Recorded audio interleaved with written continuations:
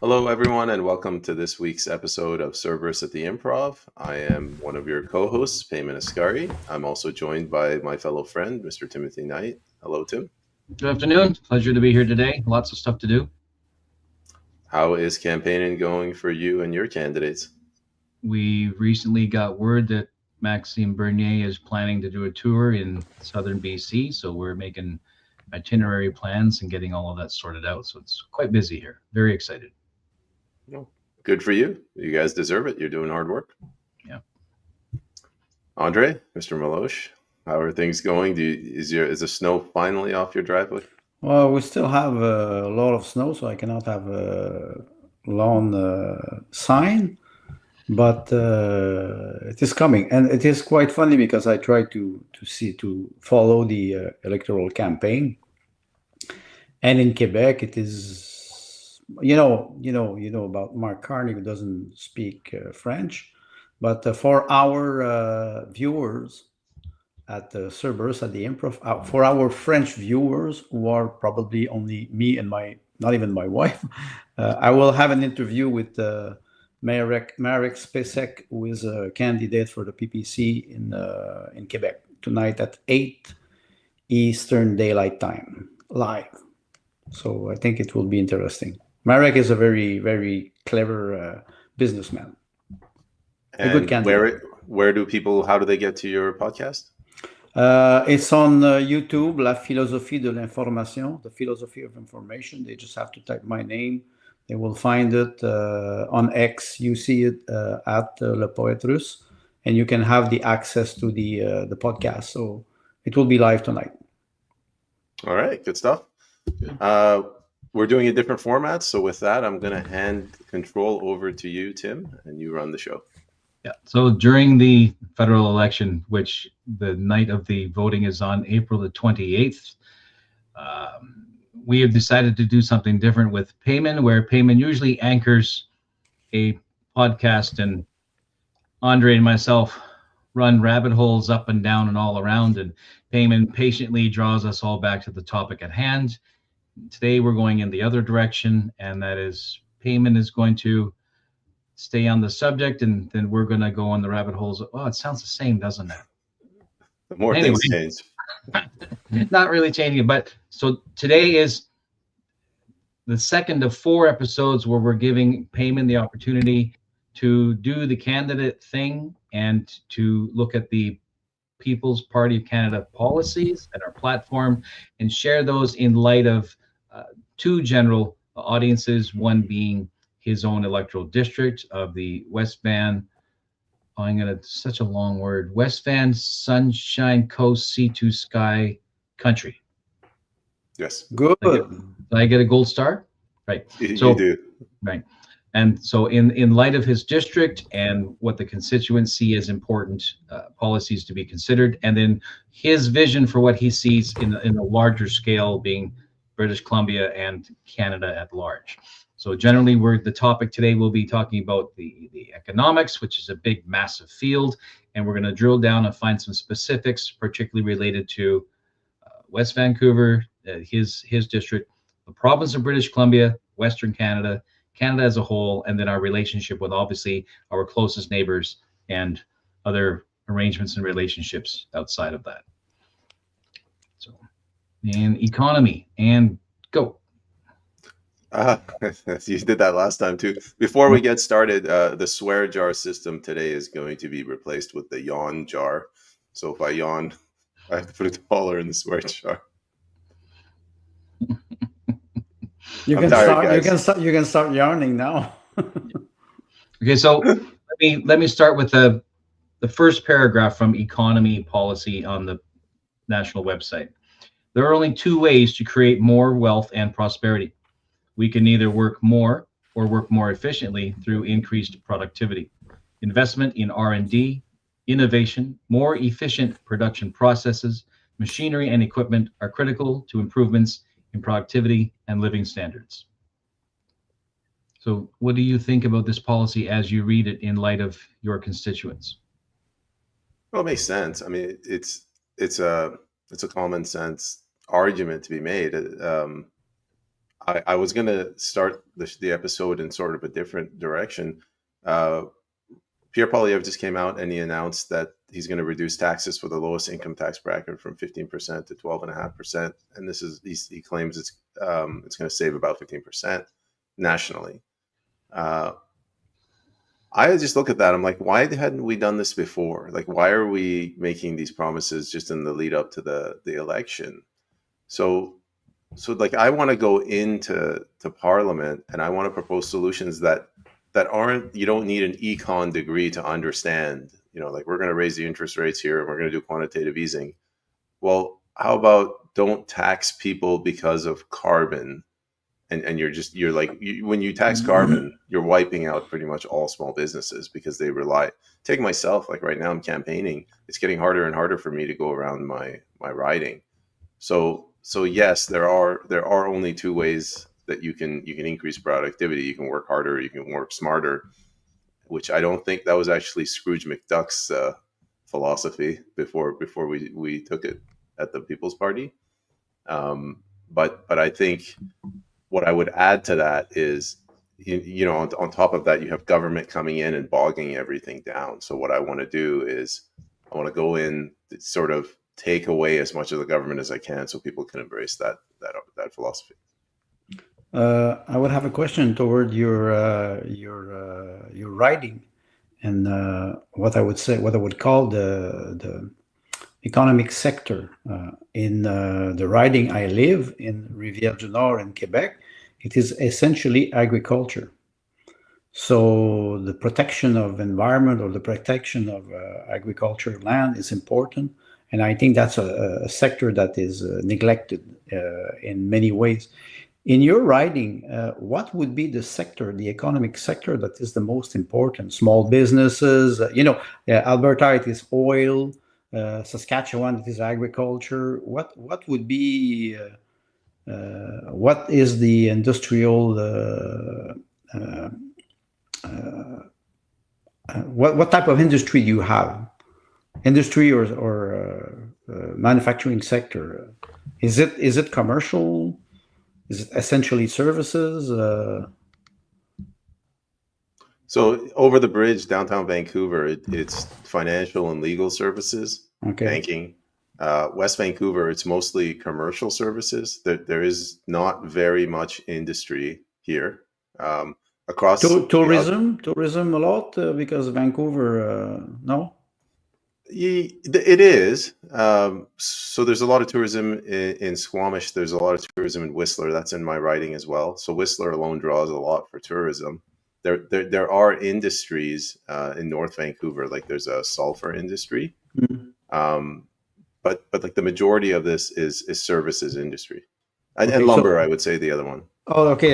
Yeah, that's a good point, because if we mention the fact that we could make the burden of a small and middle business lighter or easier, lowering the commercial taxes, does that have an effect on those businesses? Like you mentioned, the carbon tax is one thing. The carbon tax, it's like a concept. We tax carbon. Carbon is life, so we tax life. How do we put more money in the pocket of small businesses? I think in the policy, what would be the policy of the People's Party to put back more money, or to take less money in their pocket? Well, yeah, I mean, like you start by taking, so you lower the income tax, right? So you pay on average like between 30 and 40%. Just if you average the different brackets right now. Well, just lower that to as much as possible. I'm not going to give a figure, but just pick a figure that's a fraction of that. And then the question is, well, if you lower the taxes, where are you going to find the money to make the shortfall? Well, you have to lower the expenses as well. All of this fiasco with global affairs, where they purged all of the documentation of where the money is going. $240 billion nationally. That's no small figure. I mean, yes, CBC is getting several $billion. You could get rid of that, but tackle global affairs, tackle all the bureaucracy that's in the healthcare system. So it's not just any one little thing. You have to look at the tax system as is this sort of nefarious thing that's it's like a cancer that's grown out of control. It's interesting what you're saying because you talk about CBC. We could ask ourselves the question: do we need a government subsidized corporation of media corporation? Do we need it? Maybe it should be private sector that would have to comply to rules, but we would save a lot of money. And we would. What about independent worker or small businesses? They have tax credit. I know some independent worker. They don't make a lot of money, but they have the tax deduction. You cannot imagine. So maybe the way that we could reform the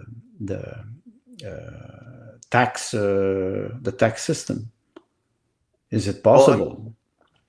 Well, I don't know. It is possible, but I don't know if it's going to be done in one election cycle. But like the tax system, I don't think so. It's a long-term goal, but yeah, it's a lifelong goal, and people have been doing it for longer than I've been alive. But look at it as like a gym membership. If the gym membership was based on how many laces you have on your shoe, how many steps you take to go up the stairs, how many minutes you use the shower, like no one's going to go to that gym, and nobody can understand it. Like the tax code in Canada, it should be. I'm not saying it has to be simplified. Well, yeah, but it should be 1 or 2 or 3 taxes. It shouldn't be like, how many taxes do we have now? Millions. Mm-hmm. You buy a printer, you have to pay a recycling levy, and then that levy gets taxed. So that, to me, that levy is a tax, and then you get taxed on that tax. Even nobody understands it. Even the use product, secondhand product, are taxed in some provinces. They, you sell cars.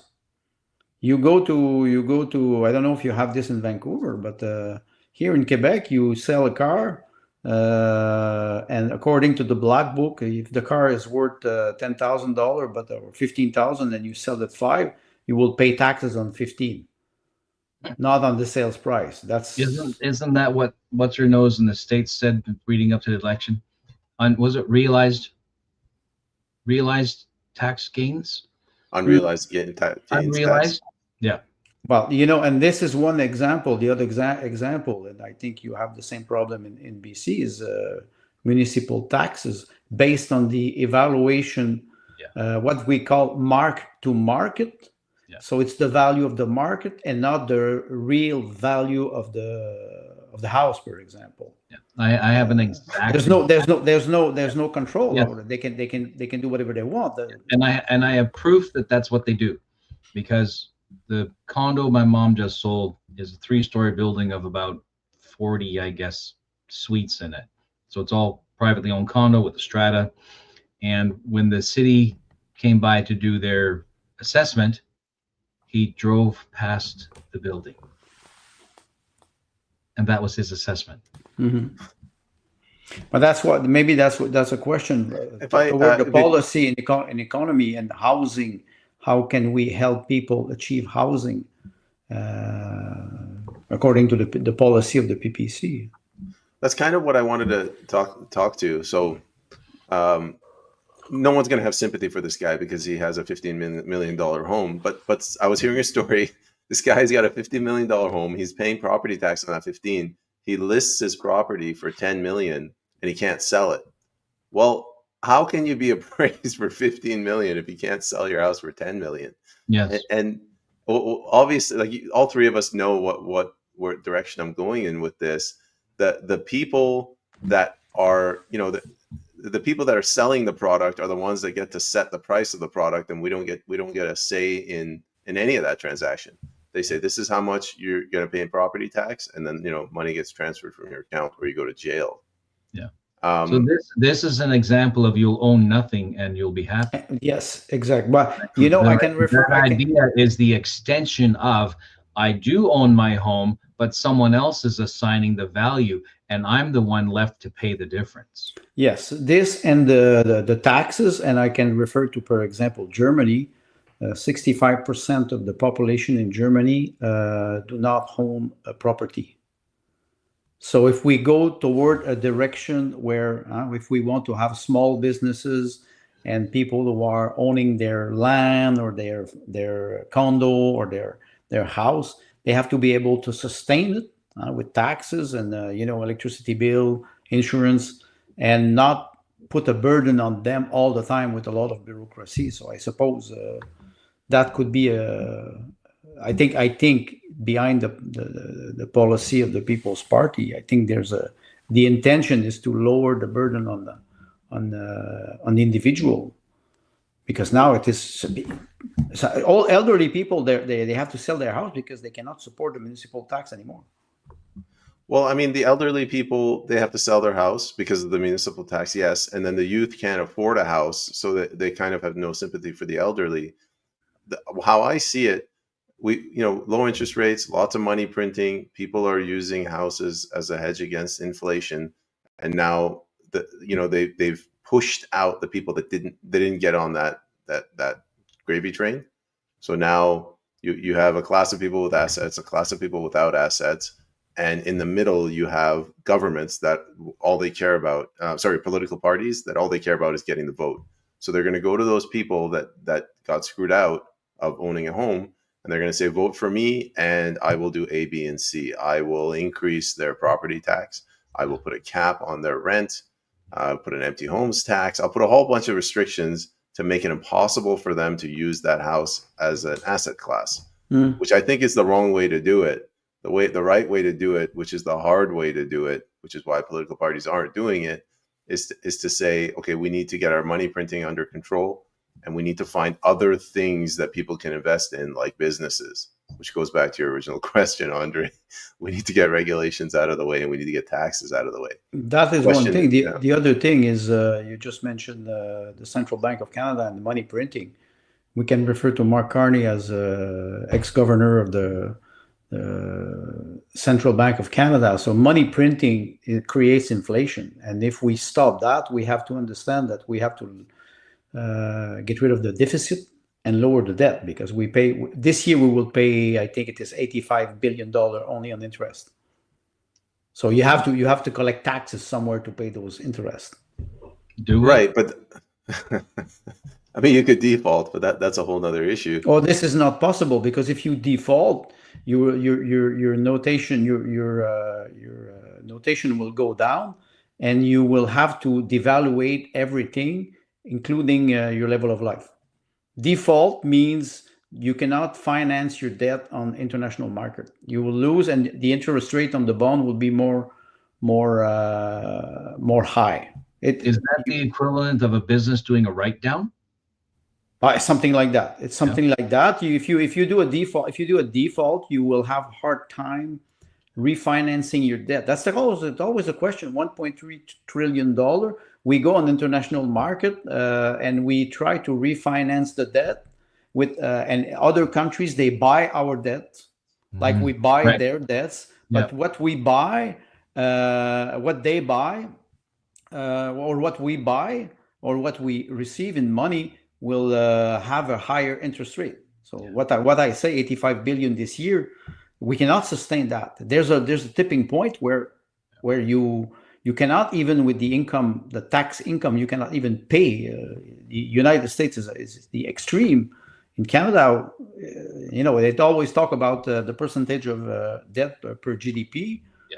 We are at 125, but it's not only that. It's the high level of bureaucracy that creates all those systems that you were mentioning, Peyman.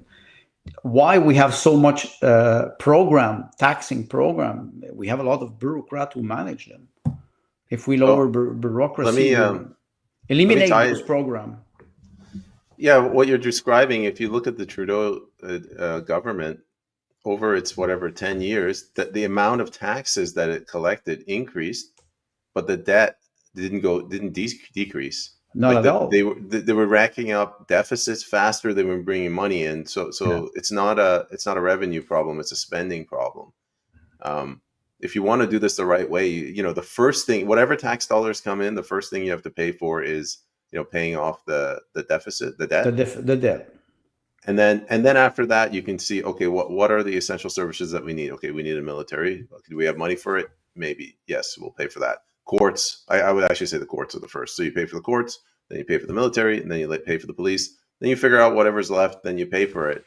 But that level of austerity, I don't know. Canada's a house of cards right now. Like in order to pay off the debt, you have to lay off all of these government bureaucrats. But if you lay them off, there's no jobs for them. What are they going to do? They just go right. Well, maybe back they and will vote for work. Maybe they NDP. will work for the first time in their life. Hey, don't get me wrong. I would love to see cheap gardeners, former global affairs employees mowing my lawn. Yes. Maxime did make an announcement a couple of days ago about different ways in which he could pull back money that is leaving the country and apply that to pay down the debt. So before stripping employment, like the bureaucratic layer, before purging that to find money to put back, we can remove ourselves from being embedded economically in other projects around the world first. Well, like global affair, like what you were referring to, global affair. That's right. Right, but do you mean like bringing businesses back? No, that's like stop funding transgender acceptation in Africa, interpretive dance programs in the Congo, which these things do not exist, but they're buried behind so much paperwork that you can't tell what's true and what's not true. But these and other similar things are happening, and these are intentional slush funds. So we turn off the tap to these, and so that money for example, the 20 billion that went to the Ukraine. So that's a good example. 8 years or so. Well, 20 billion is, how much is that over 40 million Canadians? 25,000 each? 250,000 each?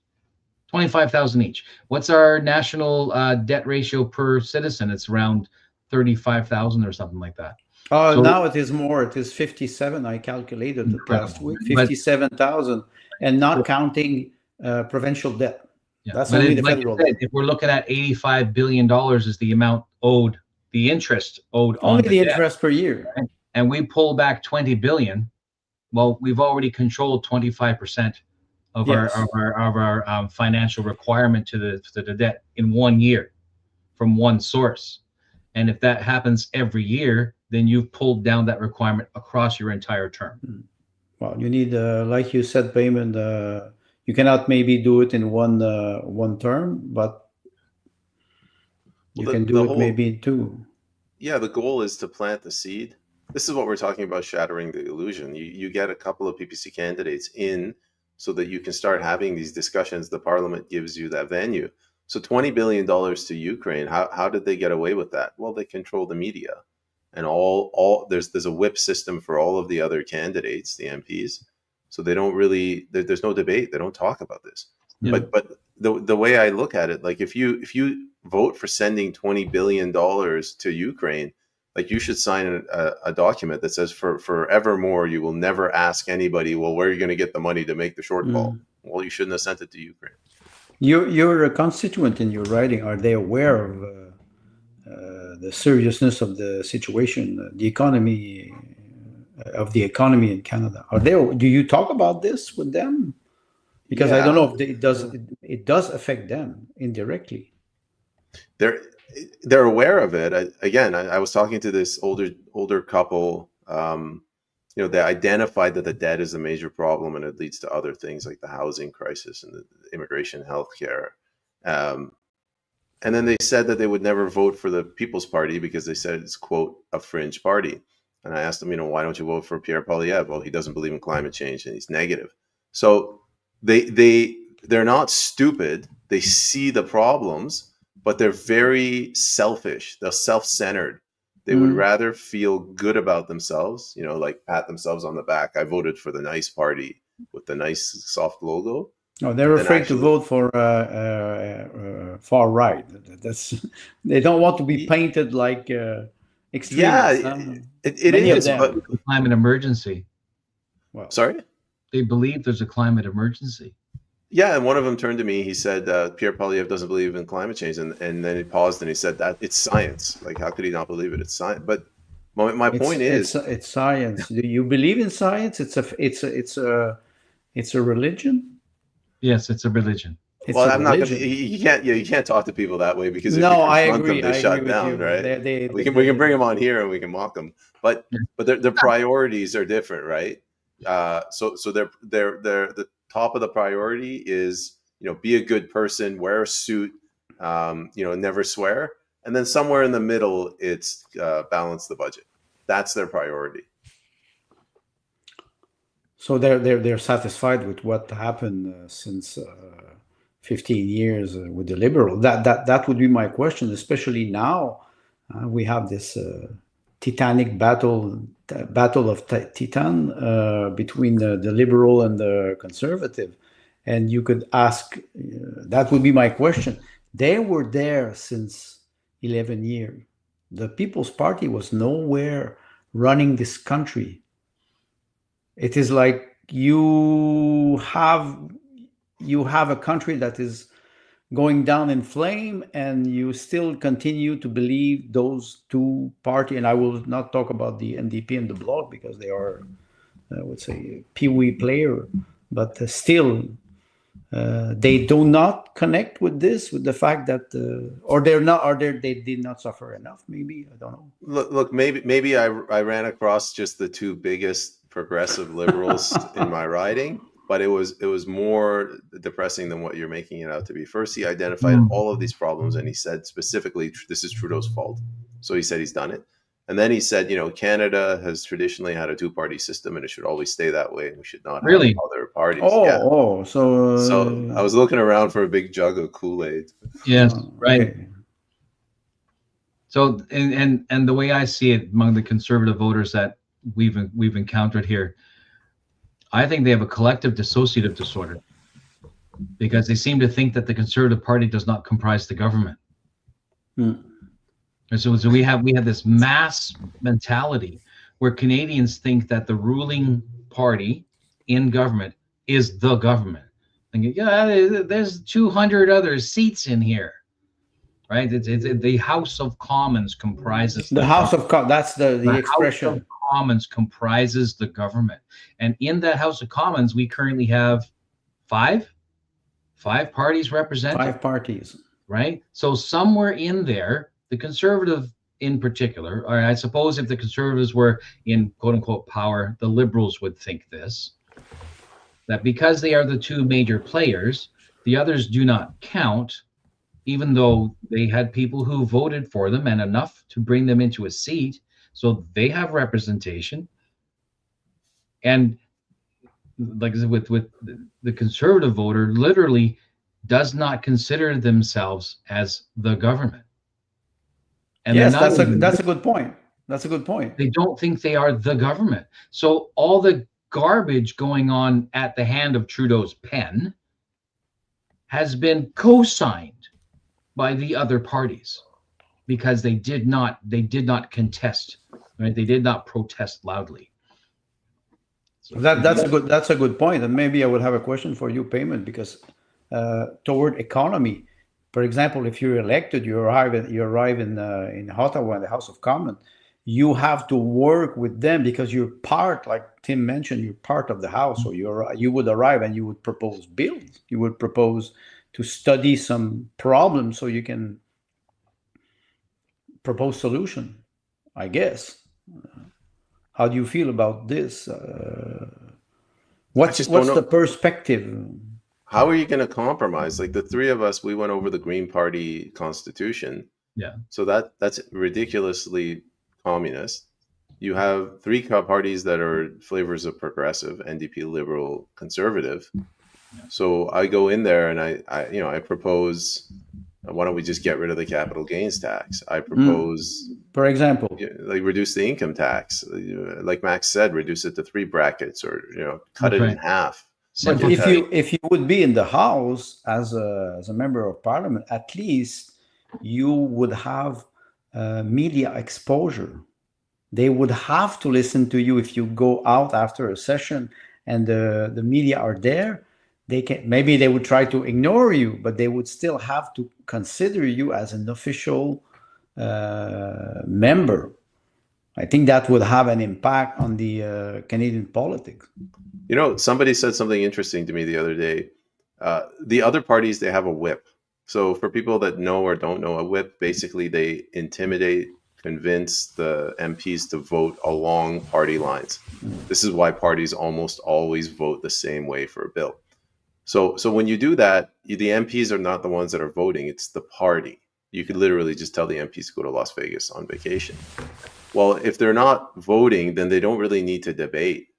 He said this is one of the reasons that we don't really have debate in the parliament. What's the point? Yeah. Like if you two were MPs and I told you guys like you know you're voting this way, are you really going to debate it? That's just a waste of your time. You'll go fishing. Well, I would ask, what's the minimum amount of days I can sit here and still get paid? Well, that's the question. You'll go fishing and you will be paid $175,000 per year, paid by Canadian citizens. That's moral? Wow. So where the People's Party stands out is the People's Party makes it very clear, and publicly so, not just in writing, that the individual member of Parliament has their own voice. There is no party whip in the People's Party of Canada. It is a collection of individuals who are like-minded, but given full acceptance that they alone represent their constituents. I just wanted to add one thing. If the debate's not happening in the parliament, but they're still voting a certain way, that means presumably there's a debate going on somewhere in some back channel in a closed room. A debate, or what they call a consensus, which is that's Bill C4. Lobbying. Yeah. That's Bill C4 though, and Maxime has described how that happened, and that they had the vote on the floor and it was approved unanimously. And then they went on a break, came back from the break again to finish it up. And then Trudeau brought the leaders of the parties into his own chambers and said, we're going to get this done quickly. Speaking for your party, do you all agree to pass Bill C4 the way we've amended it? And in his chambers, they all said, yes, we do. That's a psychological technique, the peer pressure. Everybody gets up, you stay down because you disagree. They all look at you and the pressure is very high. So at the end, like you said, Tim Trudeau brings all the leader and say, you will take a decision for all your members of parliament now, because we have to do it fast. Yes. How many times it happened in Quebec, it happened in the House of Commons, how many times they voted unanimously? And then after that, they argue that they do not have what they call a uni-party. Right. It's like sometimes I look at the National Assembly in Quebec and I tell myself, they vote unanimously on practically everything. Where's the debate? You were saying, Peyman, there's debate on economy. Nobody's talking about the debt, $1.3 trillion. It seems like it is okay. It's not a problem. 1.3 trillion. Why not 3 trillion? We just push in the future this debt for our children. If I could interject and ask a question. Poilievre announced a 3% reduction in low-income tax, or low-income earners tax paid. Did he connect that at all to debt reduction? I didn't listen to his press release. I don't know. Does it? I have a question toward the carbon tax, which is based on economy. Did we see the price at the gas pump going down? Yesterday in Quebec, where I live, it was 1.39 cents per liter, and April 2nd it was 1.50. I say in Quebec we did not remove the carbon tax because we don't have one. But I saw in Alberta, same phenomena. You say you remove the carbon tax and the price goes up. I don't understand. Yeah, what I don't understand is how that the Earth is still here. I thought removing the carbon tax, we'd all catch on fire. Yes, but when you go in the door knocking, you talk to do they talk about the price of gas? No. They don't have most cars, electric people, cars. well, some of them are electric, but a lot of them, they're not politically involved. A lot of them are older. They're not really driving around. And Canadians, I think life is just too good here. They It is Nothing still too really good. impacts them. It's still too good. I'm not wishing them that they all live in poverty, but like, during COVID, a couple of us went to there was a municipal election. We went to the candidate that was going to run for mayor. We were going to ask him, what are you going to do about all these nurses that got terminated? And the sweet old lady in front of us was asking him what he would do to clean the pickleball courts. This is what people are concerned with. I went out today to hand out some flyers. Like, people are riding around in their bicycles. The weather is nice. A Nice, yes. woman was sitting on the bench looking out at the ocean. Mm. There's not that That's culture. good. That's good. Watching the Well, I ocean. mean, yeah, I don't want them to be depressed, but there's not that culture where everyone's like, all right, we have to put our happiness aside for the next 10 years, and we're going to go to town hall meetings once a week, every Friday. And as a community, we're going to solve this problem. So they don't see this. Well, politics should be part of our life all the time, but it should not be a burden. But we talk about economy. We are in the electoral campaign. There's 40% of the people who don't go to vote. The turnout was 57.3% in 2021. They're not interested. And and they deceive themselves into thinking that politics is not part of their life. But we're all philosophers. Yes, And but philosophy informs your culture. Philosophy informs your politic. yes, and So the word politic is distasteful because for many people, statesmen have turned into politicians. So politics becomes distasteful, but we're all political because we're all philosophical. And whether we want to admit it or not, we are, because your philosophy identifies your worldview. yes, this Right? is very important. Right. So what you really have, if we wanted to paint it in a more acceptable light, is we bring back civics. Yes, but Peyman, Right? when you As a citizen, how do I engage at a local level? Peyman, when you go door knocking, okay, we talked about they're not interested about gas price, but are they do they vote? Do you see a lot of people who say, "Well, I'm not interested. I don't go to vote"? There's one guy who said that, but they don't. Door knocking is very difficult to get a sense of anything from them. Yeah. Yes, it's not easy. So my polling mostly comes from events, meet and greets, or where I'm clandestinely interviewing them, but they don't know that I'm running for office, like at a dinner party or, we're at the bar. They are worried about, it's the entrepreneurs. The only people in this country that really understand what's going on with politics. Entrepreneur. The people who had a small business, like this guy had a pizza shop, like a pizza, not a millionaire, billionaire, but he understood that when the government gives out $1,200 checks, the government is out competing him against in the him labor market. Yeah. Yes, you're right. I'm reading again the crisis of culture of Hannah Arendt, and she refers to citizens who are responsible of public affair, what we would call politics. And she said those citizens, that was in ancient Greek, those citizens are small entrepreneurs. Exactly what you said. It's them who are aware of what is happening, and it's them who will maybe engage politically. Can I give another example, Tim? I don't just to cut you off, maybe. There was another guy I talked to. He's on the other side. He is a business owner, entrepreneur, but he's a general contractor. And I asked him if inflation was bothering him, and he said, "No, not really. I'll increase it by 15%." Right. What he was saying was, somebody's getting screwed in all of this, but it's not the middle guy. It's whoever's actually producing something. People who produce wealth. Based on economy, do you think that the middle class is disappearing? Not based on economy, based on observation, based on talking to people. Yeah. Because we see, the poor are getting poorer and the rich are getting richer.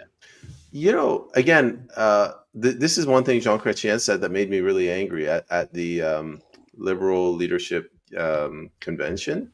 he came out and he said, we have nothing to be ashamed of. He was talking about the Liberals, and he said coming from Chrétien is practically a compliment. And he said, Canada is not broken, and he starts citing these statistics like we're, the lowest GDP to debt ratio. He's a lie. He lies because it's not true. Well, you can manipulate these things. Yes, of course, depending how you look at them. And it's like, well, all I have to do is go talk to 3 of my friends. One of them he's renovating his house for 1 year. He's been stuck in a survey trap. Another one, he was a physiotherapist. He moved his business to Mexico. Another one, like he's got a currency exchange here, and he goes, every year I make 10% more profit, and they tax me 11%. So he's moving to Dubai. Right. When I say entrepreneurs, this is what I'm talking about. Yes, they're working their ass off, and the government is giving me a slap on the wrist. No. That's you were talking about lowering the tax. Poiliev said that he would lower the tax. How they will apply that in the policy of the PPC? Do you have a strategy to apply a certain reduction of taxes or control deficit? How do you do this? Because, like Tim mentioned, you cannot fire all the bureaucrats the day after the election, or maybe you can. I remember Ronald Reagan, it was 1986 when he fired 75% of the hair control. That was hair awesome. Control. Right. Because they didn't want to not necessarily to have a tax cut, but they didn't want to negotiate. There was an element of union busting in that event. That's exactly what I refer to. Yes. Unions are very powerful in Canada. Don't forget that. My goodness. Yeah, very they powerful. are. I don't say they are useless, but they're necessary. They're going to get me on a rant because, in my opinion, modern unions spend more time maintaining their own relevance than they do representing their members. Yes. Well, they have political power, so that they've gotten in and they've legislated authority to themselves. They're mandatory in so many different fields, and now they don't want to give up that power. That's what's the problem. Under to your question, Tim kind of answered that relatively well. So you could lower the taxes and you can get rid of the capital gains tax, and then try to claw back some of this fat that's in global affairs. Giving money to Ukraine. That'll let you ease your way into it. And then once you're in, you have to try to shift the culture. I would go after the pensions of all the bureaucrats. Say, let's peg the pensions to the private sector. You should not peg them to inflation. It's creating a 2-tier system. Yes, this is a good point. Because the state controls the media, they're not explaining that to the people. It seems to me that there's no accountability. You think it would be possible to have a audit of all those program, not only pension, but all those programs that are whatever social program or economic program, especially what Tim mentioned with global affair, what the money that goes out of the country. Okay, let me answer that this way. The National Citizens Inquiry was investigating all the parties during COVID, and the Conservative Party tried to have that shut down through Preston Manning and Ches Crosby, I believe. The reason they did that is because the Conservative Party was in government when those mistakes were made. So if we get a majority, if we get a Liberal or NDP, forget it. Guilty as sin. If the Conservatives come in, they're not going to put themselves under a microscope. You need an external authority to come in like a wrecking ball and to do this. How did they shut down this? Because it's a citizen inquiry. It does not have any legal. They withhold the release of what is that? Request for information. Okay. They play with this. Right. Okay. So they stall. A lot of it is stalling. Okay. And or heavy redacting. So you would need the National Citizens Inquiry? Request for documents. Well, with the National I heard it differently. You had 2 factions. You had the ones that wanted to keep going with Sean Buckley, and then the other side with Preston Manning and Ches Crosby, if I'm not mistaken. Preston Manning, Ches Crosby, they took over the social media site. Gilbert, Gilles was the guy who was running it. So they convinced him to shut down the social media site, and they had access to the money, so they refused to release the money. But on the other side that wanted to keep going, they had the legal rights to the name and they had the website, and it caused a civil war. My reference is to actual requests for information from the government. So if they were requesting documentation from previous conservative governments, the Conservative Party could interfere and slow that process or stall it, or arrange to redact that information. And the Liberal Party might participate if there was any risk of it being attached to it, by proxy or whatnot. But if you're suggesting, and I wasn't aware of this, that there was an internal rift in NCI because, and this is what now this is an assumption, they wanted Preston Manning's reputation to lend weight and credibility to the process early on. I think what happened, maybe I don't really know what happened internally, but because the Conservative Party knew they were going into an election, I think they leaned on Preston as well, and they said, okay, now that you have influence, can you quietly squash this? Yeah, and that's what I'm saying is this where the NCI garnered the support of an influential individual from a previous conservative government or movement or group, in the hopes of it elevates the NCI or any organization that can do this. And then that individual presents the weak point in presents a wedge where Preston Manning's associations with the Conservative Party end up being the undoing of that relationship. Yeah. Is that a question, sir? No, it's interesting when you talk about the observation, right? National Citizen Inquiry, because I didn't follow it because in Quebec we don't see it a lot because it's mostly the English part of Canada. Yeah, but it makes it. I will be less politically correct than Tim as usual. It makes the Conservative accomplice to a crime. Because if we look at the COVID mandate and what happened with the Emergency Act and the injection of $250 billion only for 2021 with the emergency basic income,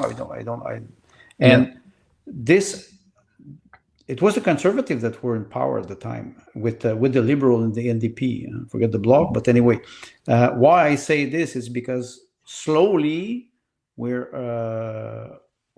removing the curtain of blindness with what happened with COVID, and we will face eventually very hard side effect, but we will face a civil lawsuit or lawsuit that will affect government. That will affect. Let me share my thoughts, and then we can, if you want, we can get back to the economy thing. There is this sense. I have to put this delicately. You have two different generations at play right now. I'd say the three of us were on the younger generation side, and then you have the older, like 80 plus. I'm not that young. No, I know. None of us are kids, but what I'm saying is roughly it's like that.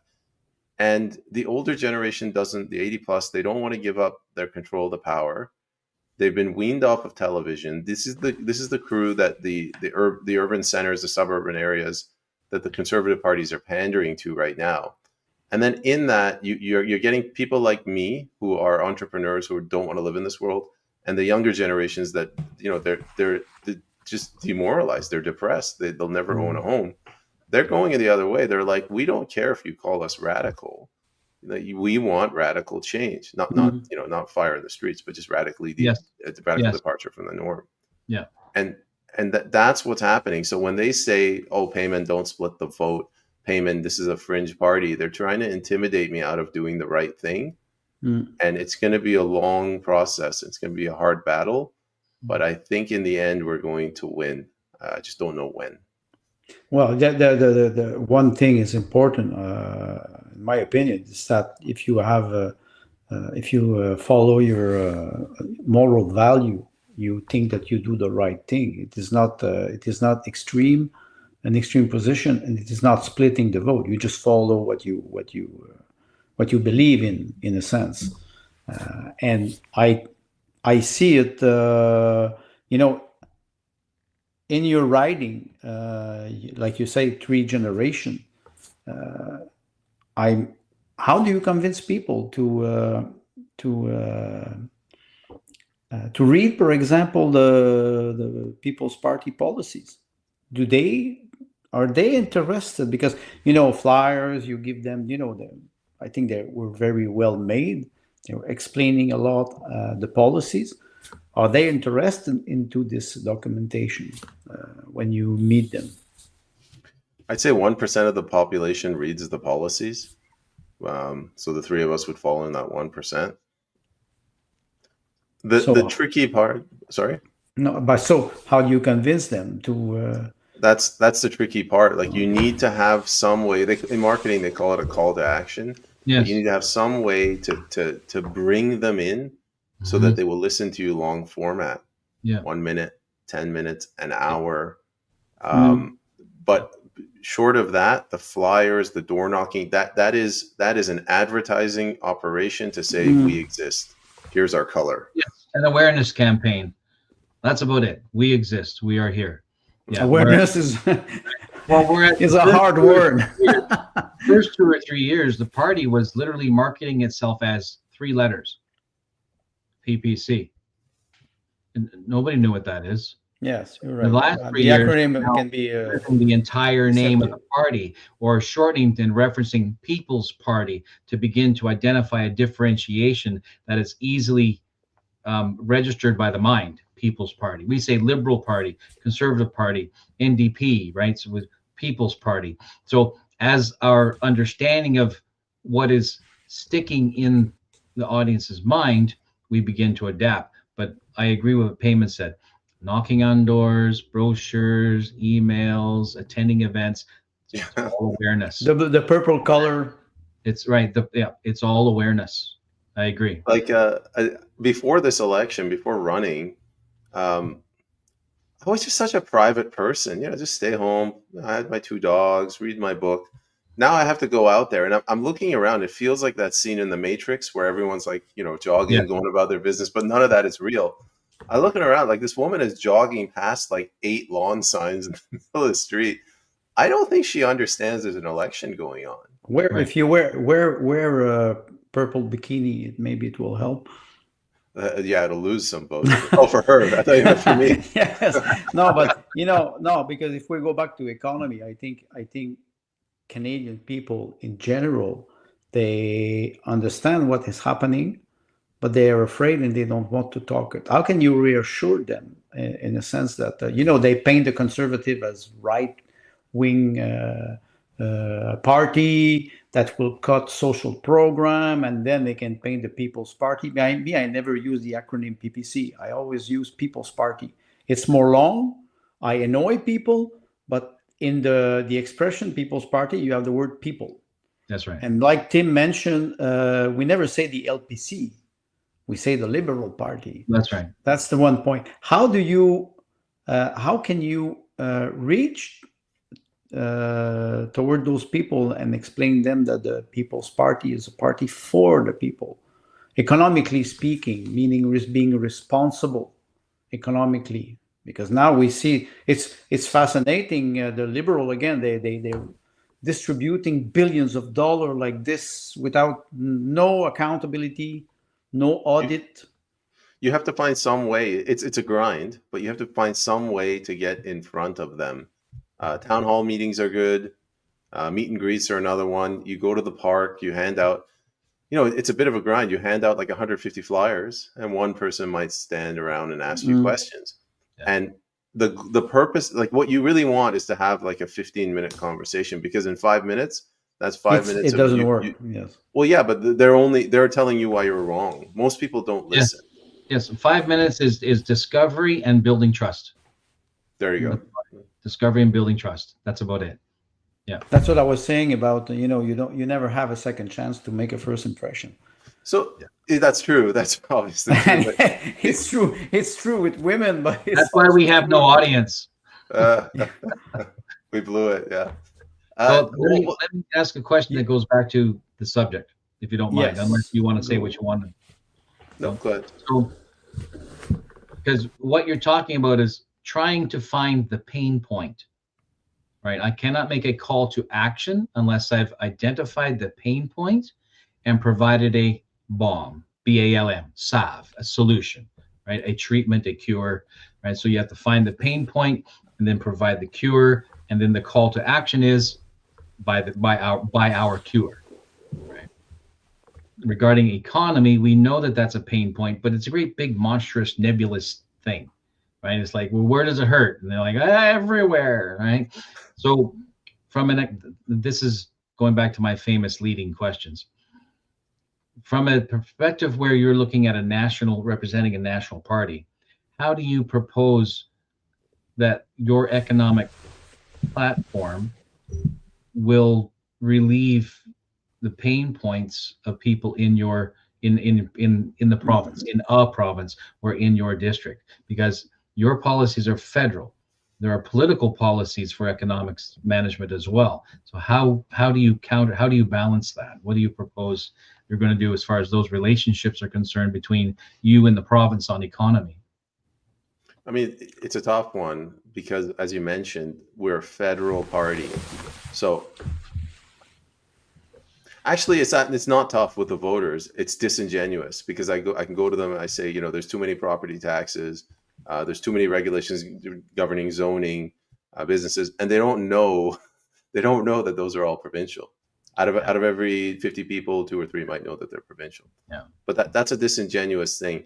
You can mention things like carbon tax. But the way I always do it is, again, this turns into a provincial thing, but like the government is, when they say that the government's supposed to be the steward of the land, that doesn't just mean locking up our resources. That means using those resources responsibly. So that's one way I do it, and it is technically federal because the federal government's got its fingers in all sorts of pies. Mm-hmm.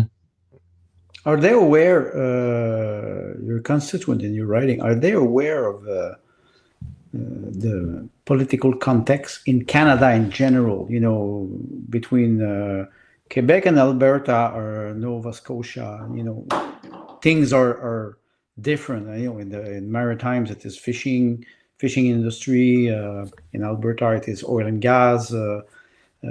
Like you said, you mentioned in Vancouver, lots of services, tourism. How do they perceive Canada as a whole, and maybe toward what we wanted to talk about, interprovincial barrier for trading? Because it seems that my roof here in my old house, 200 years old house, it is from a company that makes aluminum tile in Vancouver. And I had it installed in 2020, and it is extraordinary roof. It will last 100 years.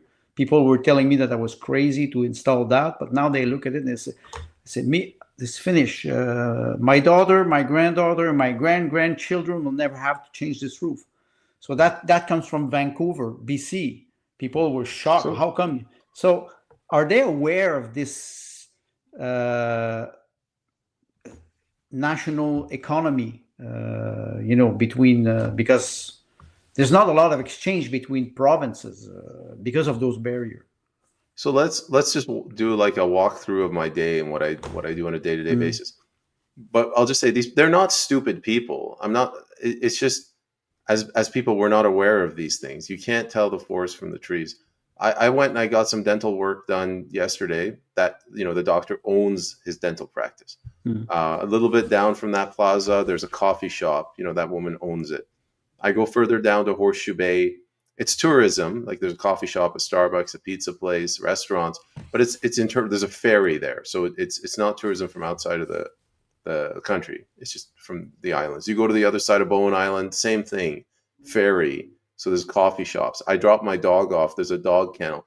The reason I'm saying these things, these are ordinary people interacting and transacting with themselves, doing very basic things. Like the dog park, they have chicken wire. they buy some lumber, some processed lumber, like 2x4s. They, on a day-to-day basis, they don't see provinces. They don't even leave their own community. Many of them don't even leave their own neighborhood. Like we're talking half a square kilometer. That's where they live. I understand, but they must have felt the inflation in 2020 and 21 when the price of a 2x4 went from $1.59 to $5. But that speaks to the general contractor who said, "I really don't care because I pass the cost down anyway." Wow, a general contractor is one thing, but there's a lot of people who go to Lowe's, Rona, Home Depot, and they go and buy their lumber and they do renovation and they see the price. They saw the inflation, and that was not even inflation; it was speculation. But they must see that. If they don't see it, money grows in tree in Vancouver. Yes, it does. Remember how I told you that contractor, he just pulls 15%? The reason he can do that is because there's affluence in West Vancouver. It's a very rich, and I'm not even in the richest part. Like you go to Lions Bay and part of Gibson's, they're just like $20 million homes by the beach. So they are in a what I call a ghetto. They are in an environment where a bubble. Yeah, they're in a bubble. But the thing is, like they just assume that in their bank account they have $5 million cash. Just assume that. Good. I don't know what's in it, but what's happening is until that $5 million gets down to like $5,000, they don't care if there's 15%. They don't care. So I'm assuming in like a poorer neighborhood, like a blue collar neighborhood where you mentioned the cost of 2x4 goes up. Now they're not building that deck. Right. Yes. So that's why I say, interprovincial barrier. It's a problem for Canadian economy, but also what we're seeing now, the tariff. What is it? What's the impact? Or do they have elbows up in Vancouver? I don't think people realize that the tariffs are coming down. I mean, I see the Canada flags going up, which is basically a liberal sign. But which is yes, this is a good observation. Which is a liberal. Yeah, those guys are voting liberal. During COVID, you mentioned the inflation. So the inflation went up and they felt it. I don't know if they felt the right reasons. Because if you look at it, like they're willing to vote liberal again. Has inflation gone down? I don't know. I don't think it's gone down. Inflation does not go down. Never goes down. It never goes down. But the impact is on a certain category of people. And maybe, like you say, maybe in your writing, they're not affected by federal policies. Yeah. Well, sorry. What I meant was that inflation did affect them because I noticed a change in their behavior. Yes. It's not normal at a dinner table for parents in front of the children to say, "Oh my Lord, the cost of bread is so high. Oh, this chicken that I bought for you kids is so high," but they're doing that. Because those small comparison, like the price of beef or the price of flour or the price of a loaf of bread. When you see the price of beef that goes from about $15 per kilogram to $55, people they see it at the grocery store. Unless like Mark Carney said in one small interview in French, the journalist asked him if he was buying American strawberry. And he struggled with the answer, not only in French, because he said, as a prime minister, I do not do the grocery anymore. I do not buy American strawberry. Like the groceries for a very, very, very long time. Most probably since he was the governor of the Central Bank of Canada. Wasn't he? So we have... Yeah, right. You look at a $20 bill and chances are his name's on it. His name's on it. Yes, exactly. So in terms of economy, like you say, they are not necessarily, I would not say aware, but concerned about it. I would say they're not at all aware. I mean, they don't know what the hell interprovincial trade barriers are. And it doesn't. Give me an example of how, between the three of us, interprovincial trade barrier would affect the barber. I can tell you how. yes, yes. I can tell you how it affects liquor. How? Believe it or not, during COVID, 22, 21, or 22, the Conservative Party of Canada did a national campaign. I got a newsletter in my email because I subscribed to so I can keep an eye on the enemy. Got a newsletter in my email where they were bragging up that they were going to table a bill to remove interprovincial trade barriers for beer during 2022. So they are aware. The federal parties are indeed aware.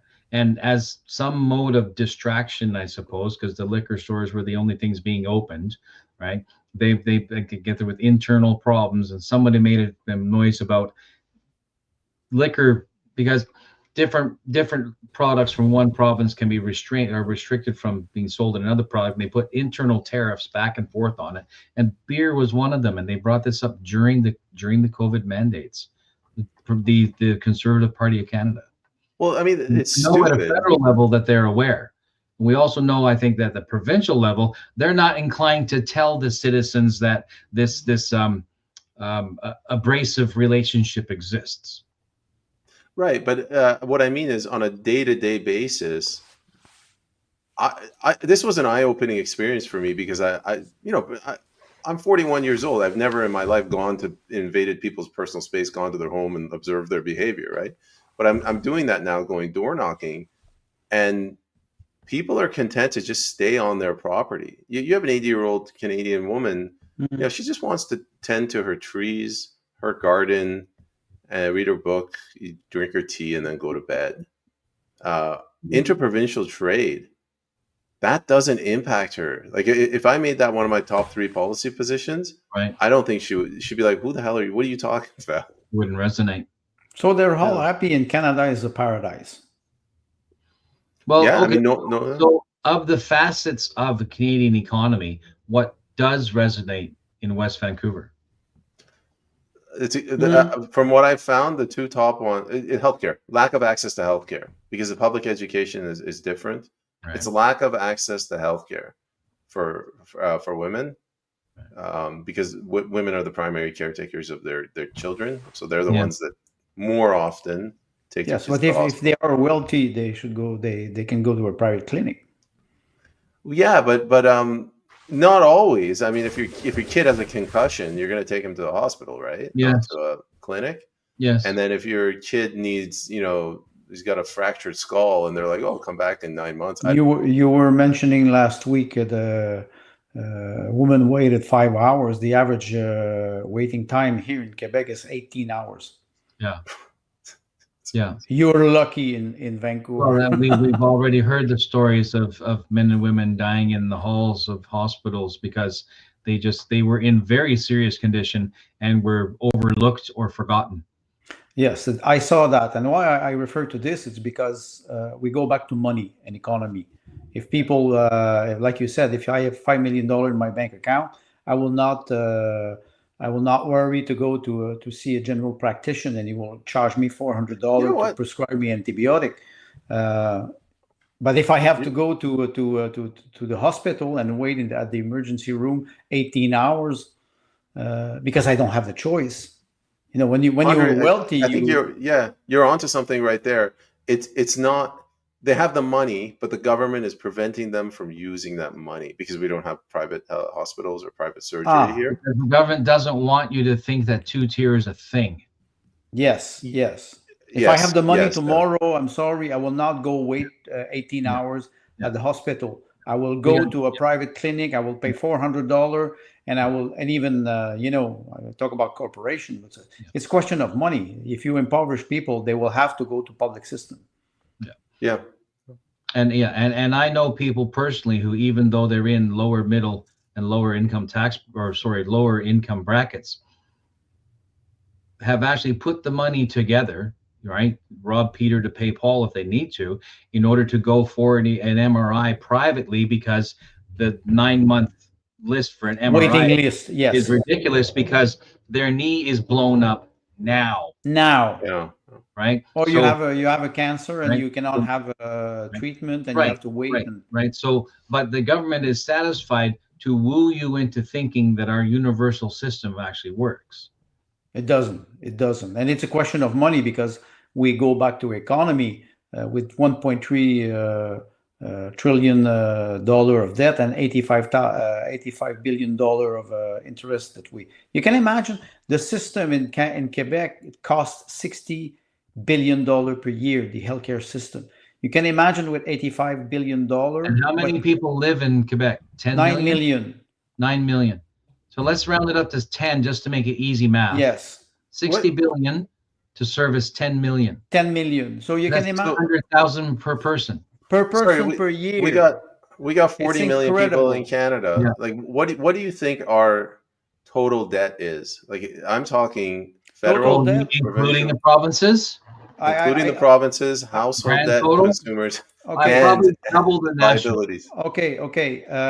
In Quebec, I don't know about the rest of Canada, but in Quebec, municipalities cannot do a deficit except Montreal, which has a deficit of about $10 billion for a population of 2 million people. Usually, okay, the provincial debt in Quebec is about $250 billion, and you can extrapolate this. I would say Ontario is much better. They control more their budget. Alberta, the debt is low, but I would say Tim is right. It should be around 2.2 trillion dollar, which is about $70,000 per citizen, Canadian I citizen. haven't looked at this in a while, but it was my understanding that household debt, was greater than our federal debt. Well, okay, that's a good. That's fair. If you're going to do good. it all in, that's fair. But my thought was national and provincial as two separate inputs. But if you want to include consumer debt, it's probably triple, if not greater. Than those other two combined. So let's look at every citizen and every amount owed by them heaped into one big pile. Yeah, you're probably talking about $250,000 a person. Yes. In 2024, there were 60,000 bankrupt only in Quebec. So when you talk about mortgage, the residential debt or individual debt, school debt, student debt, yes. So when you compare this with the GDP of Canada, we should be rich with the natural resource that we have. And we're not. We're not, because we manage poorly social federal program. First of all, federal program. And perhaps a useful conversation. Now I'm thinking of just, the pain points and cures when you're having a conversation with somebody is, you mentioned individual consumer debt. Why did I go into individual consumer debt? Because I did not have readily available disposable income. Right. So if we release, right, if we let the strings off on the coffers and reduce income taxes, PPC is going to eliminate the GST, eliminate the carbon tax, going to make corporations pay their fair taxes to participate in the Canadian economy. Then I'm going to say fair share. I didn't want to sound like a socialist. That's right. So I guess I'm out now. Contribute to the wealth of Canadians. I don't like the idea that we invite people into to operate businesses in our country and then give them tax credits that we end up pulling out of the citizens to make up the difference. I don't think that's right. No, I do agree with you. When Maxime talks about basically tax subsidizing these, that's exactly what he's saying. If we find ways to reduce the financial burden on the consumer, let's just say consumer, then they have a less of a need to live on plastic, right? Yes, because credit. Right, and so good fiscal management of the economy through the tools that the People's Party are showing on the website ends up where, in the short term, even if I reduce your tax burden by 5%, 10%, right, then I am immediately putting more money into your pocket. Well, I'm putting it in. I'm not taking it out to begin with. Yes, exactly. That's important, because I'm not the benefactor here. I'm like, what does Maxime say? Get out of the way, right? Get out of the way. Get out of the way, and we get our fingers out of your pocket. And It's have more disposable income. And if you have more disposable income and you don't need to lean on 5 credit cards, you don't need to lean on a personal loan at the bank, maybe you might actually be able to put down more cash to purchase your home, and then that reduces your debt load there. So good economic management, as simple as controlling or reducing external spending, relieves the pressure on the consumer immediately. So there's not a down the road effect, there's an immediate effect. You were saying, Peyman, that you were interested, if you're elected, to work on the CRA, Canadian Revenue Agency. No, it's a serious question, because if you're elected, after that, you will have to work. So $175,000 per year with expense and everything. I expect that you will work for us. That would be one of your project. Sure, I have a quick question, because you mentioned that last time. Let me address Tim, what he said. If we fix the housing crisis, I believe everything else will fall into place. I don't have a magic wand, but you need leadership to go in front of the people and say, this housing crisis, here are the reasons that it's happened. Here is our vision for the next 20 years. And you have to pitch it before the NDP do, because the NDP loves this stuff. They're just going to go in, they'll be like, oh, we'll give you, subsidized housing, and then Carney's already done that. He's offered 500, right? Right, so, but this is how you buy people over. But what you have to say, what? He's offered what? 500 billion to build 35,000 houses. Yes. Okay. Yeah, but these are all Soviet Union model houses. Yeah, but they're empty slogans. 20 square meter each. What are the Conservatives doing? They want to get rid of GST. You'll save 65,000, and if somebody wants 15% subsidy, they have to increase 15% housing. The provincial, the municipal, like these are just things that vote for me. But what you need is leadership to say, some bold strategy where it's still technically capitalist, but the government will come in and give loans to young family first home buyers. They'll pay it back in 40 years. Like it's got to be something that we acknowledge that the markets failed, the government's interfered with the market, and now we're taking responsibility. I think it is both programs. Okay, the government failed the market, and the market failed the government. I think it is both. I will talk about risk management or shared risk. When you lend money to somebody, you expect the person that will grow wealth with it, or let's say build a house and be reasonable, responsible, and pay your debt. And it is risk. If I lend you money at 5% interest, and I take the risk with you, and you grow, we grow together. If I lend you money and you're not responsible, so capitalism is based on shared risk. So sorry to interrupt. You raise an interesting point there, because when you say lending money to someone who's irresponsible, let's go back to Fannie Mae and Freddie Mac. That's exactly what I referred to. Right. Well, I think those lending agencies were irresponsible. Yes, they were, and they should carry the bulk of the financial liability for those defaulted loans. Well, they you know what, they were rewarded for failing the system. That's that Fannie Mae and Freddie Mac is very important that you mentioned that. What I'm talking about is a little bit more radical. I'm targeting specifically the Crown land. Like, open up some of the Crown land and give it interest free to the youth, and whatever services you have to do, like building the roads, electricity, the utilities, they can pay that back. But they have to live there for a certain amount of time before they can sell it, like 40 years, and they have to develop the land.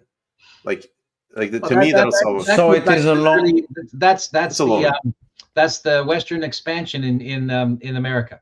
Yes, Yeah. you You noticed that. But it's a good model. in Russia they call it the Siberian expansion, Yeah. because they do it. The government does exactly the same thing. The question is, and I think you mentioned it, Peyman, it is important, a long-term solution, not 4 years. Yeah. Right. So maybe it's difficult to, I will say, to sell it to voters, that we need long-term policies, a vision and long-term policies. But sorry, Andre, I think we're uniquely situated that we might be able to, because the youth are frustrated. And if you go to them and you say, they might vote for these policies, and you say, we will give you this, technically it's for free. Like, you're basically saying to the youth, like, do you want a subsidized little shoebox downtown that you'll never own? Or do you want to take a risk and go somewhere that's kind of in the middle of nowhere? You have to find your own way, but that's your land. That's your land, yes. And if to promote such a thing, and if there's a responsible way to do that, you are literally redefining Canadian national identity. Yes, that's important, because those people are right? explorer. They Because go they're saying this and they is what they develop become themselves. pathfinders again. Yes. There's no high-speed internet. There's no Starbucks. They're basically Well, on the frontier. No. That doesn't stop But I'm not referring to off-grid living, right? I think about the north of Quebec. I lived in the north of Quebec, and in it's a modern society. But Well, you're yeah, right, Peyman. because Crown land doesn't mean the middle of the Boreal, 500 miles north of Prince George, right? Crown land. There's Crown land. I can see Crown land from my seat, right? So Isn't it you? It's a matter of opening up what is within reach, so that people are still relatively close to civilization. By relatively, I mean 5 miles, 20 miles. That's how close Crown land is. I guess we're departing from the original question. Do you guys want to talk about tariffs and then global trade, or what? Well, we can. I don't know. We can stay on the Canadian economy, because what we're describing now is what you mentioned: the policies of the party being financially responsible, economically responsible. And I think you mentioned, elderly people who are comfortable in their bubble, and like you mentioned, maybe selfish or self-centered. Younger generation who are worried that they agitated. Well, I will be politically diplomatic or politically correct. They are not pushed to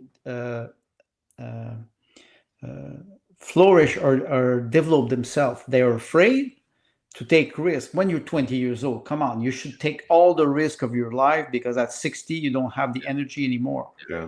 So I think I suggest that you've identified the pain point to the next generation, this current generation, and that pain point is, I'm agitating for something to be mine. Yeah. Well, right. So the party offers the solution by releasing the pathway forward for them to do that. If I can continue, you're what do they call it? You're killing multiple birds with one bullet. With one, you're winning over the youth. Yeah. And you're causing a rift between the youth and the older generation. No, not the older.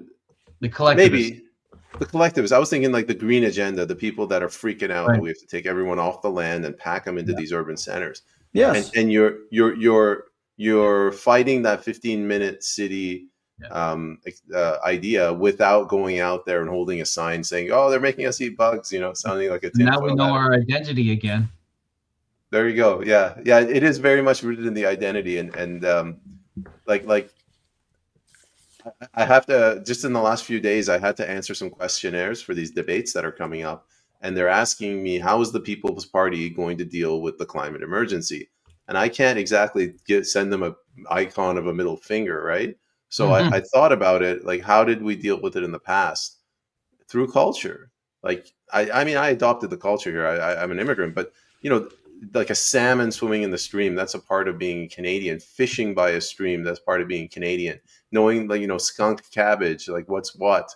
walking around the forest, hiking, canoeing, camping. These are things that the parents used to hand down. This is part of the community and culture that we've kind of lost. And in that vacuum, people are trying to give that responsibility to government, which I disagree with. Well, they give this responsibility, but my wife just came back from Russia, and she was astonished by the number of people who travel, and they have money. Young people, and you say young people, okay, they have money because it's important to travel when you're young. But how come they have money? Because they live in the basement of their parents. They cannot afford a house, so they spend on mobile phone, and they spend on TikTok, and they spend on traveling. Okay, that's good. But when they arrive at 30, 25, they want to create a family, which would be a normal process. They cannot. So I expect the People's Party that would propose, I would say, more traditional values and taking risks, like you mentioned, Crown land, remove the burden on their shoulder, let them fly. Here, an example of that in play here in the Fraser Valley. There's a large lake, Sumas Lake, a very shallow lake that was attached to the very much attached to the people and the culture and the economy of the indigenous who lived here. And the Canadian government wanted to dredge it, take advantage of the arable land. All of those problems aside, invited the Dutch and other people to come in with their knowledge of moving water and moving soil, and said, the farms you make out of this land will be yours tax-free for 50 years. 75 years. Right? So all the other stuff aside, that model already, it pre-exists. It exists. It exists, of course. And it's well understood. So the idea of you saying to a new generation of young Canadians, and the people that came over were in their 20s and their 30s. You know what, Tim? I'll give you a more recent example. Doug Ford sold a bunch of land to his buddies, and then he took it out of the Greenbelt.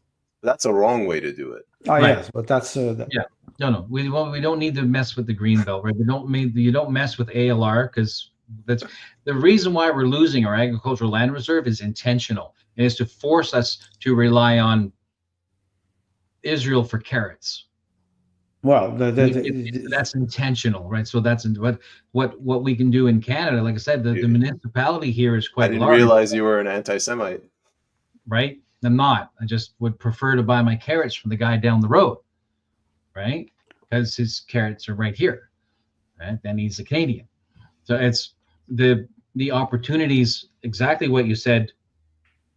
And you're literally creating economic opportunity. We talk about having Quebec pay attention to the hydro generation as included in the equation. Equalization.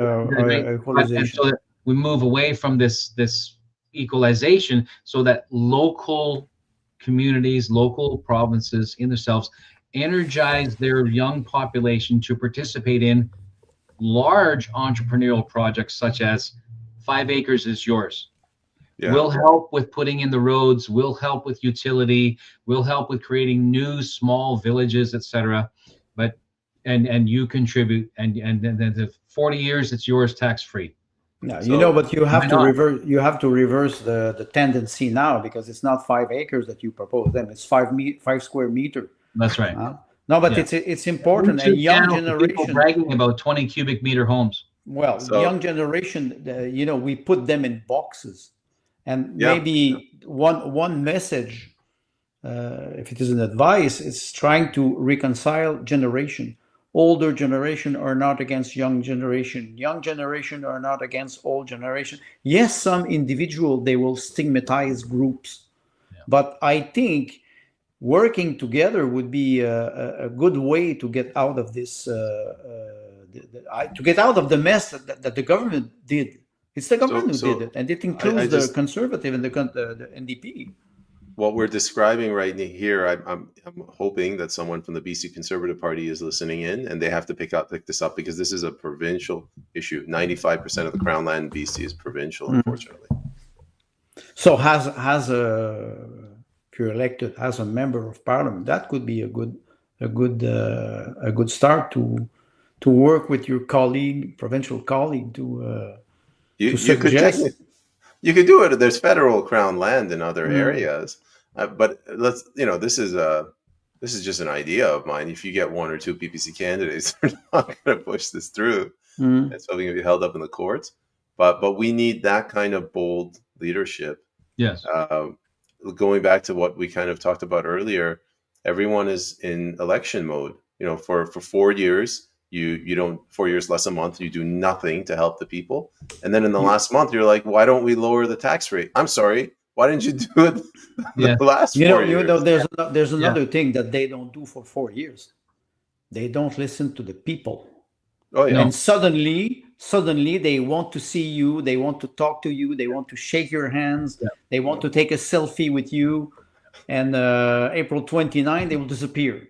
Yeah. Like cockroach when you turn on the light. You say, wait, where you were for 4 years?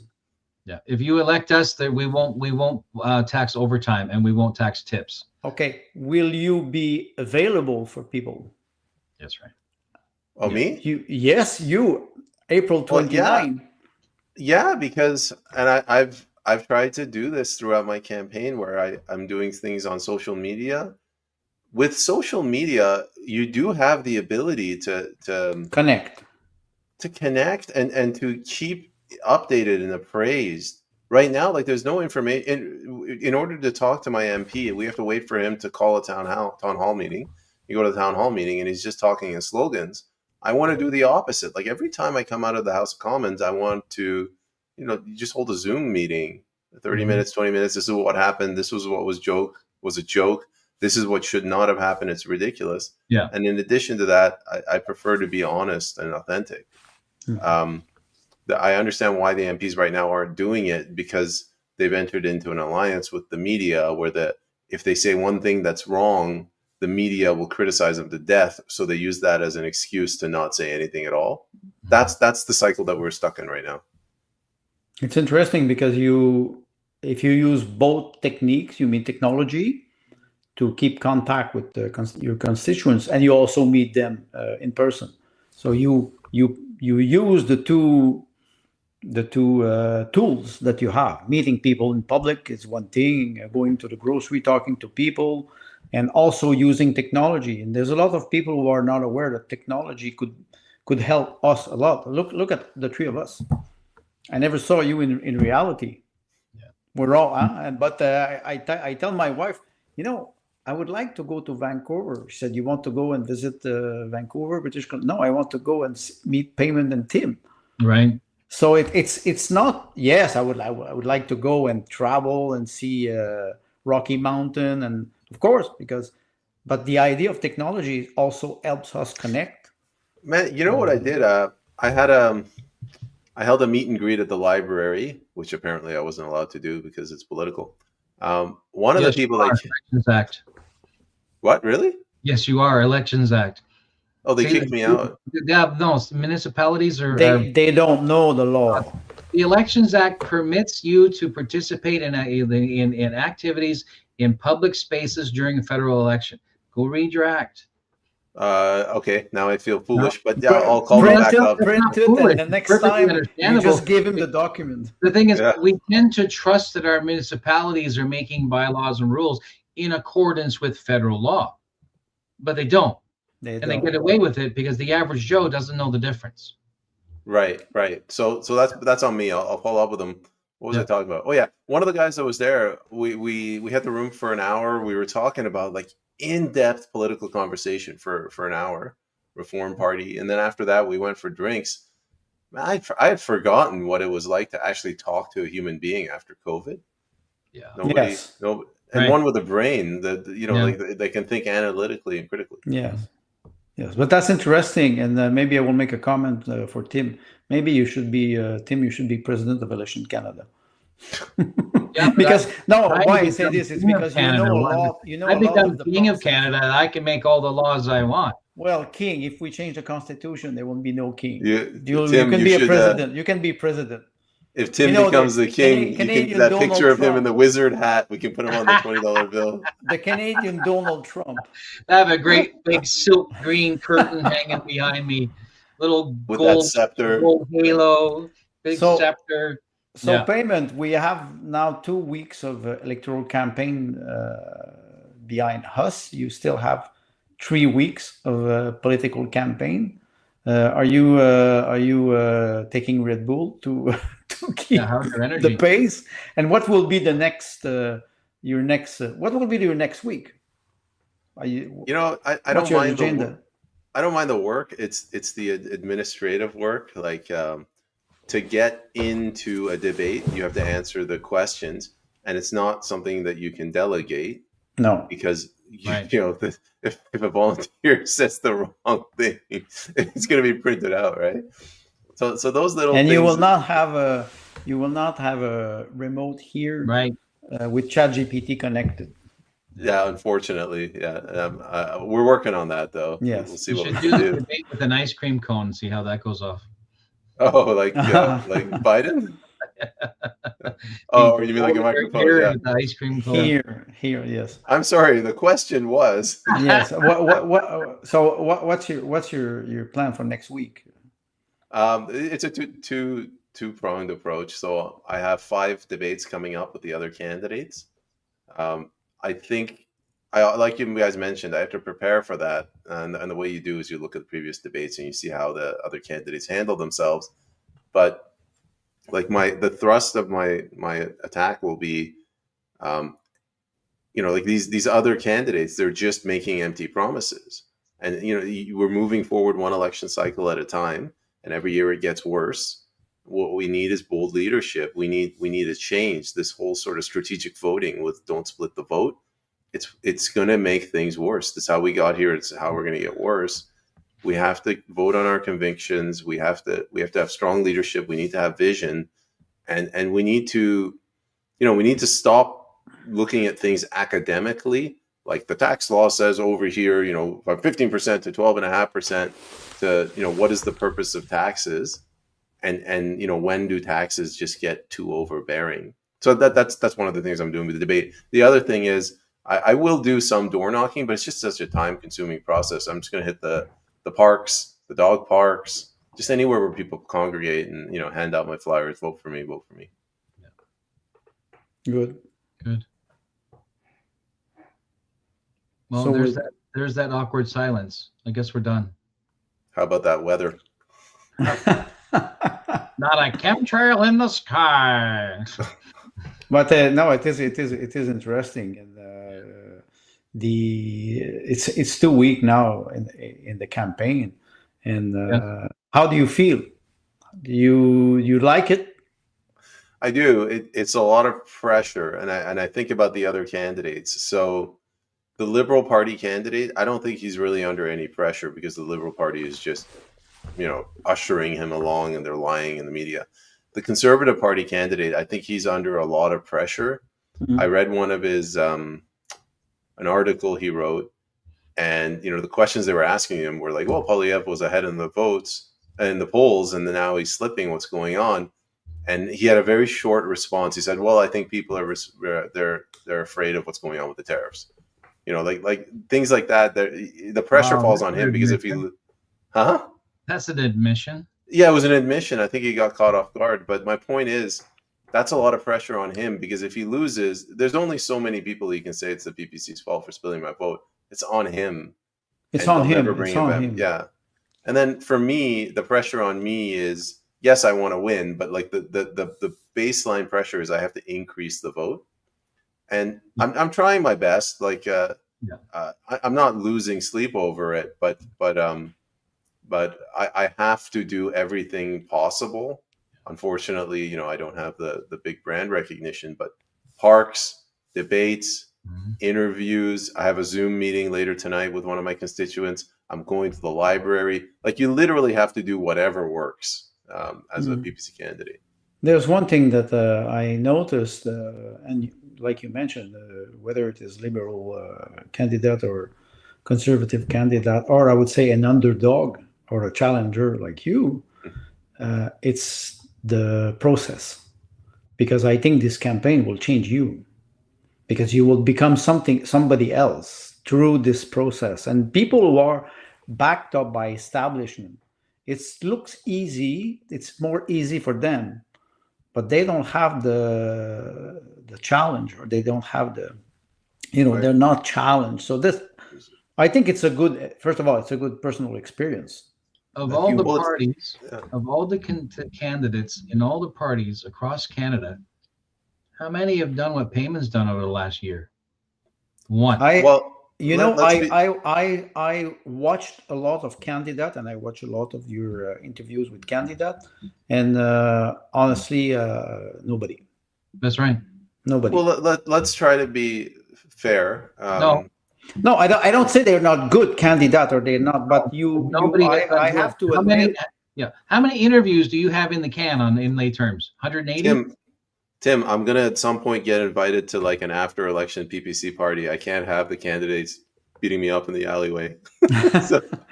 So yeah, Mike. Shout out to Michael Bader. He's done a tremendous amount of door yes, knocking. you're right. Michael Peter Bader. Terrace, Artyom of Sepien. He's a new candidate, but he's door knocking like a monster.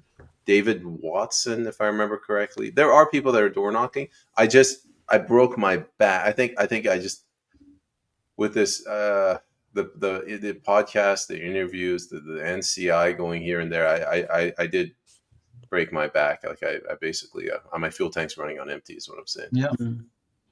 Yeah. No, but that's important. And you were talking about leadership. I have experience, and I can tell you that Thanks, you're Prairie. a leader. Right. You're a leader, and that's good. That's good. So you cannot expect everybody to be a leader, but you have this integrity. That's what I think. That's what I see. Also, it's not only what I think; it's what I see. In fact, the fact that we are here together, Tim, you, and me, Cerberus of the Improv, we difference of age, difference of culture, difference of mentality, but we enjoy each other company because we're not afraid to ask hard question, even if we don't always have the answer. So we have something of a unique trifecta. In what universe you get a Persian, a Newfie, and a Frenchman in the same room? Well, French frog, frog and a Newfie, right? It's a good combination. I love coming into this room and playing with you guys, right? And phrasing, sandbox, yes. And as far as our activity, with the People's Party of Canada, you and I have not met yet, not in real life, but we are well aligned. And yes, you're right. You're right. And it's a privilege to know that there are people of your caliber participating in the party at this level. Well, like I told making a brown man blush, Tim. Like I told my wife, the People's Party, first of all, gave me an opportunity to meet extraordinary Canadian. Yeah, and that was a very good moment in my life, because the COVID mandate, like you mentioned, Peyman, broke a lot of relations between people. Being able to reconstruct this, I think it's important, and we will try our best. This feels very Canadian. Yes, it is. It is. Really and I'm from Quebec. I'm French Canadian, and I think that many people in Quebec, they could perceive me in a way that I could be a threat for them. But the purpose is not to split people. It's to reunite them, to know our differences. And I see it through you in British Columbia. But like you said, Michael Bader in Ontario, you have Michael Lejean in Nova Scotia. I see a lot of great people who are ready to fight to make Canada what it was, or project Canada in the 21st century. That's what I find. What it will be next. There's a moment when Moses is leading the Hebrews through the wilderness, and he's gotten angry and he's had enough, and he says to the older generation, "You will not make it into the promised land. You'll have what you have here, which is better than what it was, but you will not make it to the promised land. Your children will." Yes. And the children heard him say that. And I think that your ideas of something bold, something new, something that attracts the youth of today and says, this is the Canada of your forefathers, we're going to give it back to you. So terrific.